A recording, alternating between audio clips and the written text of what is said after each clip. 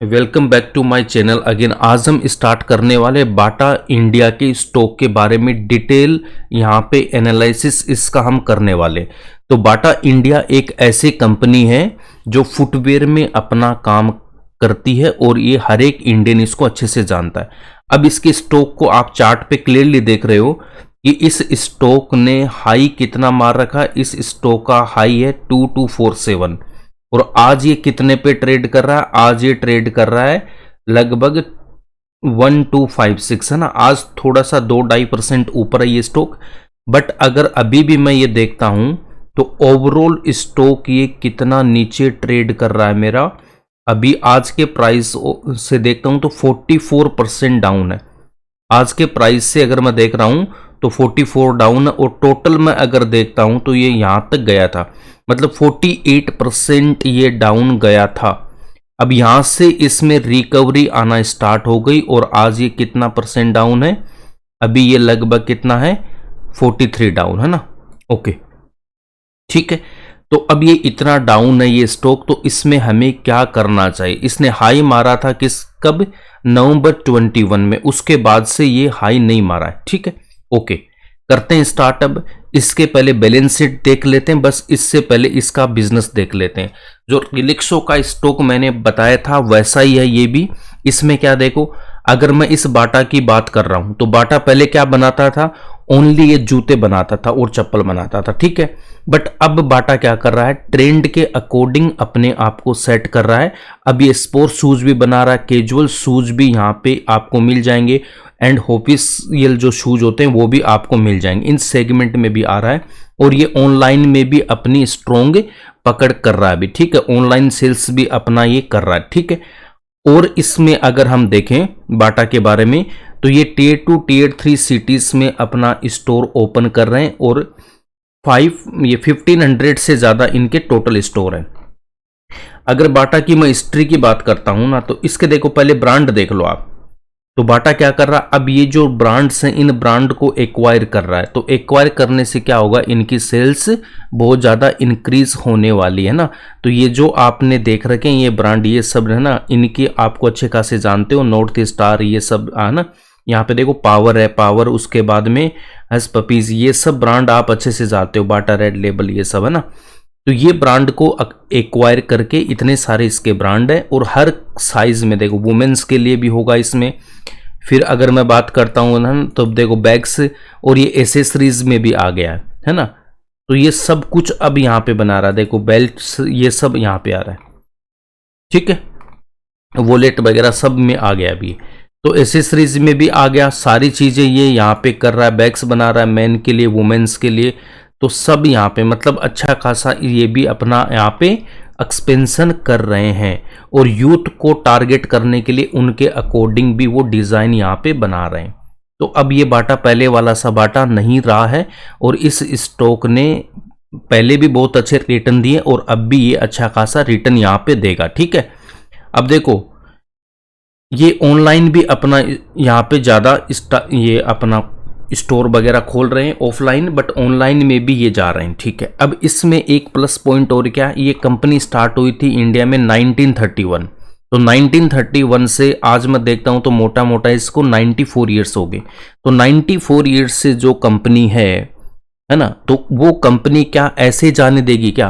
कितने कॉम्पिटिटर आ जाए इसके, चाहे नाइकी, पूमा, रिलैक्सो जो भी आ जाए, बट ये भी अपने आप को ट्रेंड के अकॉर्डिंग इजीली ये डाल लेगी और इसमें हर रेंज के आपको जूते चप्पल ये मिल जाएंगे। मतलब यहाँ पे इसमें फ्यूचर डिमांड है, यस बिल्कुल है, और ये ट्रेंड को भी अच्छे से जानते हैं। मैनेजमेंट बहुत इसका स्ट्रोंग है, तो कंपनी के प्रोडक्ट में कोई दिक्कत नहीं है।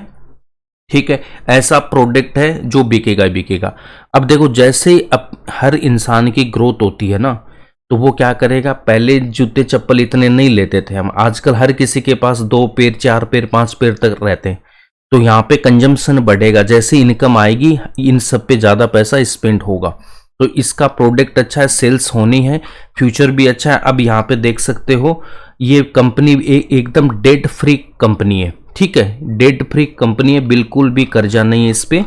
अब इसके फाइनेंशियल अगर हम देख लेते हैं एक बार तो इसमें देखो यहाँ पे क्या आ रहा है, सेल्स देख रहे हो आप, सेल्स लास्ट ईयर के सेम ही है, बट यहां से देखो इंक्रीज हुई थी, सेल इंक्रीज होते होते यहां तक इंक्रीज हुई थी, फिर यहां पे कोविड के चक्कर में इसकी सेल्स डिक्रीज हुई थी, फिर वापस से ये अपने ट्रैक पे आने लग गए। देखो कोविड से पहले ये थी, अब यहाँ पे इतनी हुई, फिर आगे बढ़ी 3-4 और अब ये यहीं पे लगभग है।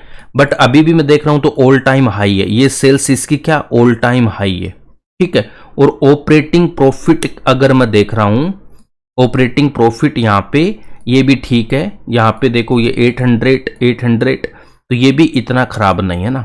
ओके, अब ये प्रॉफिट पे मार्जिन क्यों होता है, इसके भी कई रीजंस होते हैं। जैसे रॉ मटेरियल में अगर प्राइस इंक्रीज हो गए ना तो वो डायरेक्ट इंपैक्ट कहां करेगा, वो प्रॉफिट पे ही करेगा। भाई आप रॉ मटेरियल का प्राइस इंक्रीज हुआ है ना, तो उसको हम इमीडिएटली अपने प्रोडक्ट का प्राइस बढ़ा नहीं सकते, उसको हम धीरे धीरे करके अपने प्राइस को इंक्रीज करते हैं, है ना, quarter by quarter, but immediately नहीं हम यहाँ पे इंक्रीज करते हैं, तो उससे यहाँ पे थोड़ा सा प्रॉफिट के मार्जिन पे इम्पेक्ट आ जाता है, ठीक है। तो प्रॉफिट आप यहाँ पे देख सकते हो कोविड में यहाँ पे माइनस में आया था, उसके बाद वापिस ये स्टॉक अपना ट्रैक पे आ गया, ठीक है। तो अगर मैं यहाँ पे देखता हूं नेट प्रॉफिट की अगर बात करते हैं तो नेट प्रॉफिट हाईएस्ट है इसका 329, अब कितना 331, मतलब हाईएस्ट से भी ऊपर आ गया ये प्रॉफिट हमारा। तो प्रॉफिट हमारा क्या यहाँ पे हाईएस्ट एवर प्रॉफिट है, सेल्स भी हाईएस्ट एवर है। तो ऐसे इन स्टॉक्स में होता है, तभी ये स्टॉक्स नीचे आते हैं और हमें बाइंग की अपॉर्चुनिटी देता है, ठीक है। तो फंडामेंटल ठीक है और इसका बिजनेस भी चलने वाला है इन फ्यूचर, इसमें भी कोई दिक्कत नहीं है।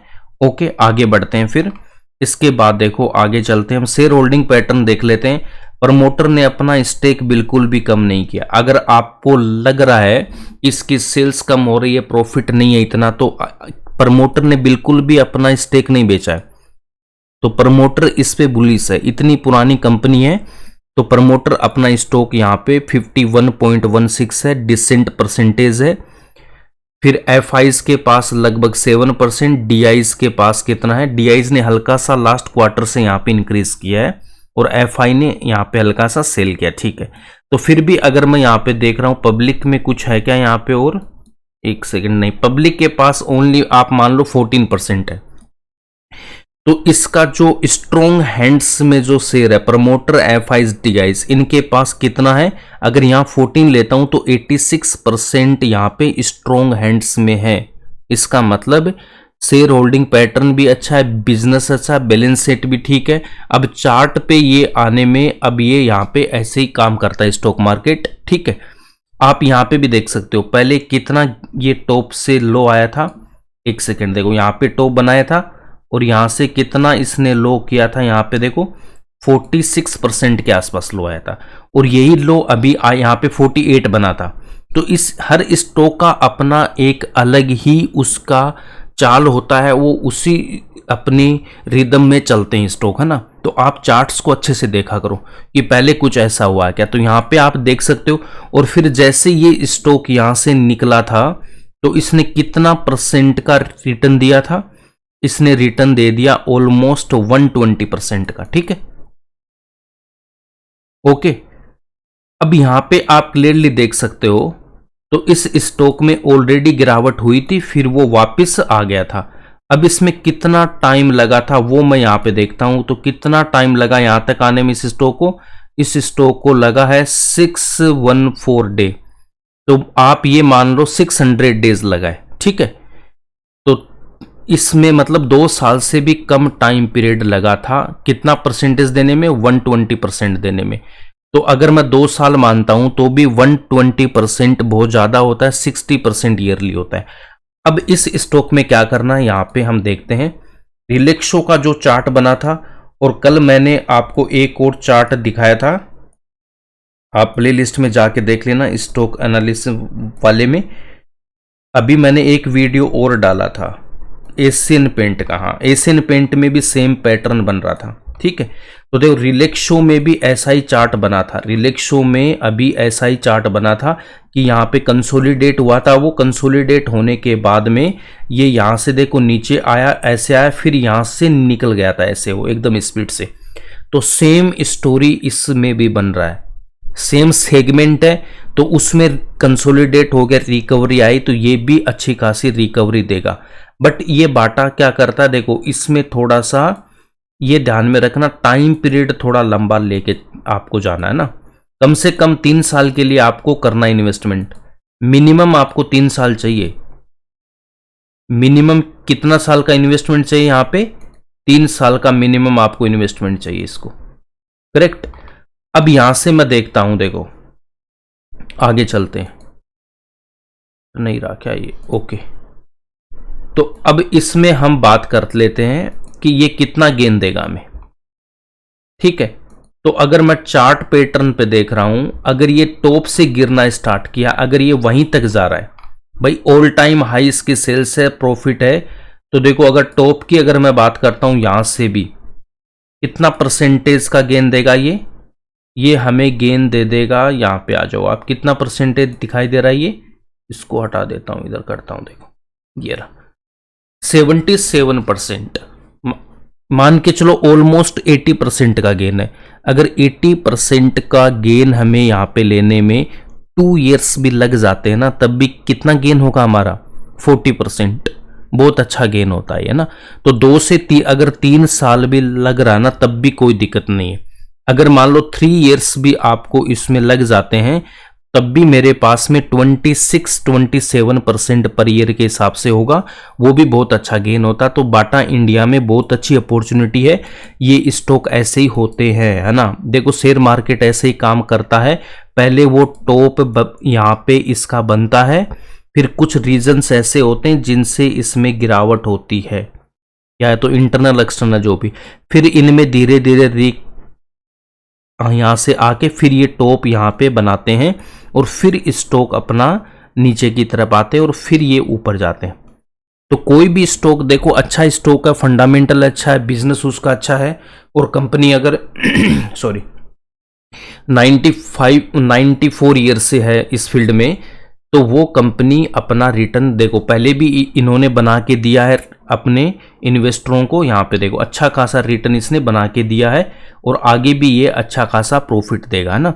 तो अगर आप इसमें लॉन्ग टर्म के लिए अगर लेना चाहते हो तो भी बहुत अच्छी अपॉर्चुनिटी है, लॉन्ग टर्म के हिसाब से भी आप इसमें अपनी पोजीशन बना सकते हो, या फिर स्विंग ट्रेड के हिसाब से आप 80% का गेन इसमें ले सकते हो, बट आपको कम से कम 2 से 3 साल का टाइम यहाँ पे रखना, ठीक है।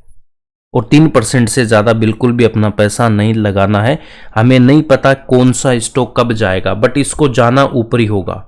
कोई भी स्टॉक नीचे रह नहीं सकता जिसके फंडामेंटल अच्छा हो, सब कुछ उसके अच्छे हो। देखो अब यहाँ पे आप देखो स्टॉक के नीचे रहने में फायदा है या ऊपर इसके जाने में, बताओ भाई। देखो प्रमोटर्स को फायदा क्या मिलेगा, प्रमोटर को तो अपना बेचना ही नहीं, FIDI है, ये स्मार्ट लोग होते हैं, तो इनका प्रॉफिट कहाँ बनेगा, जब ये स्टॉक ऊपर जाएगा तब इनका प्रॉफिट बनेगा। तो ये बाइंग करने के लिए इस स्टॉक को नीचे लेके आते हैं और फिर इसको ऊपर ले जाते हैं। तो ये स्टॉक नीचे आ सकते हैं, यहाँ पे रह नहीं सकते हैं, फंडामेंटल सब अच्छा है, बिजनेस अच्छा, तो ऊपर इसको जाना ही जाना है, ठीक है। तो ये था आपका बाटा इंडिया के बारे में। अगर आपने पोजीशन बना रखी है तो प्लीज़ इसको होल्ड करके रखना, जल्दबाजी में मत बेच देना, अपने टारगेट पे ही निकलना है। अगर पोजीशन नहीं आपने बनाई है तो आप अपना फाइनेंशियल चेक करने के बाद इसमें अपनी पोजीशन ले सकते हो, शॉर्ट टर्म या फिर लॉन्ग टर्म के लिए, ठीक है। अब ये क्या यहाँ पे टॉप पे जाके रुकने वाला है क्या, नहीं। बस हम क्या करते हैं, देखो लॉन्ग टर्म का मतलब मेरा यही है, यहाँ पे हम हमेशा के लिए नहीं बैठते हैं। हमारा यही है कि जैसे ही स्टॉक टॉप पे आएगा हम इसको एक बार सेल करेंगे, यहाँ से अपना प्रॉफिट बुक करना जरूरी होता है। फिर ये देखो नीचे आएगा, जब नीचे आएगा सब कुछ इसकी वैल्यूएशन ठीक लगेगी तब हम इसमें अगेन एंट्री करेंगे, फिर अपना प्रॉफिट बनेगा और फिर हम इसमें अगेन एंट्री लेंगे, फिर प्रॉफिट बनेगा। तो ऐसे ट्रेड करेंगे हम, ना कि इसमें लेके भूल गए बैठे, है ना, ऐसे नहीं करेंगे। तो आई होप बाटा इंडिया के बारे में आपको पूरी इंफॉर्मेशन मिल गई होगी, ठीक है। तो लॉन्ग टर्म के हिसाब से ये एक स्ट्रॉन्ग ब्रांड है और डेट फ्री कंपनी है, तो बाटा इंडिया एक अच्छा ऑप्शन हो सकता है आपके लिए, ठीक है। ओके, तो ये था आपका बाटा इंडिया का पूरा डिटेल एक्सप्लेनेशन। आई होप आपको ये वीडियो अच्छा लगा तो लाइक करें, शेयर करें और चैनल को सब्सक्राइब करना ना भूलें। और नीचे कमेंट में बताएं क्या आप बाटा इंडिया के स्टॉक में निवेश करने वाले हैं या नहीं। अगर कर रखा है तो किस प्राइस पे आपने किया है, बट उसको होल्ड ज़रूर रखना, ठीक है। तो thanks for watching this video. मिलते हैं नेक्स्ट वीडियो में, तब तक के लिए जय हिंद,